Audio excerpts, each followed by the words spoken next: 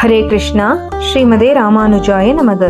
நானும் பிற செடிகளைப் போல சுதந்திரமாக வாழ்ந்தால் என்ன என்று யோசித்த ஆலமரச் செடி பற்றி விளக்கும் எளிய கதை.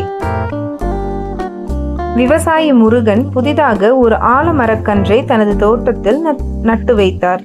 அது காற்றில் அசைந்து ஒடிந்து விடாமல் இருக்க அருகில் ஒரு குச்சியை நட்டு வைத்து செடியை அதில் கட்டி வைத்தார். பிறகு அதை சுற்றி வளையால் வேலி அமைத்தார். நேரத்துக்கு நேரம் தண்ணீரும் உரமும் போடப்பட்டது. இதை பார்த்த எதிரே இருந்த காட்டுச் செடி ஒன்று, உனக்கு இப்படி ஒரு வாழ்க்கை தேவையா? நாங்கள் எவ்வளவு சுதந்திரமாக இருக்கிறோம் என்று பார்த்தாயா? ஆனால் நீயோ ஒரு குச்சியில் கட்டப்பட்டு கூண்டில் அடைக்கப்பட்டிருக்கிறாய், கைதியைப் போல. இப்படி ஒரு வாழ்க்கை தேவையா? எங்களை பார், நாங்கள் எவ்வளவு சுதந்திரமாக இருக்கிறோம். ஆனால் நீயோ குச்சியால் கட்டப்பட்டு கூண்டுக்குள் அடைப்பட்டு கிடக்கிறாய் என ஏளனம் செய்தது. ஆலமரச் செடி யோசிக்க ஆரம்பித்தது. நானும் பிற செடிகளைப் போல சுதந்திரமாக வாழ்ந்தால் என்ன? எப்படியாவது இந்த வாழ்க்கையில் இருந்து வெளிவர வேண்டும் என்று நினைத்து கொண்டிருக்கும் போதே மறுநாள் அந்த காட்டுச்செடி இருந்த இடம் முழுவதும் சுத்தம் செய்யப்பட்டது. அந்த காட்டுச் செடியும் வெட்டி தூக்கி எறியப்பட்டது. அந்த வழியாக வந்த விவசாயியின் மகன் செல்லக்கண்ணு, இது என்ன செடியப்பா, ஏன் வலையெல்லாம் போட்டு அடைச்சி வச்சிருக்கீங்க?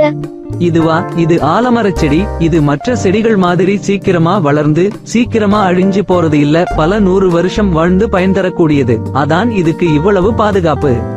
இது என்ன செடி அப்பா, ஏன் வலையெல்லாம் போட்டு அடைச்சு வச்சிருக்கீங்க என்று கேட்டார். இதுவா? இது ஆலமரச் செடி. இது மற்ற செடி மாதிரி சீக்கிரமா வளர்ந்து சீக்கிரமா அழிஞ்சு போறது இல்லை. பல 100 வருஷம் வாழ்ந்து பயன்படக்கூடியது. அதான் இதுக்கு இவ்வளவு பாதுகாப்பு என்றார் விவசாயி முருகன். தன்னை கத்தி வைத்திருக்கும் குச்சியும் சுற்றியிருக்கும் வேலியும் நான் இன்னும் நன்றாக வளர்வதற்கு தானே தவிர சுதந்திரமாக பறிப்பதற்கு அல்ல என்பதை புரிந்து கொண்டது. நீங்கள் ஆலமரமாய் வளர வேண்டுமென்றால் சில கட்டுப்பாடுகள் இருக்கத்தான் செய்யும்.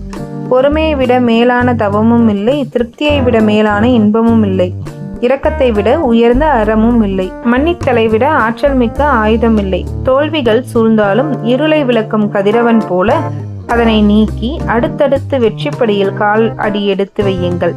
முடியும் வரை அல்ல, உங்கள் இளைஞனை அடையும் வரை. இந்த விடியல் உங்கள் வாழ்விலும் விடியட்டும்.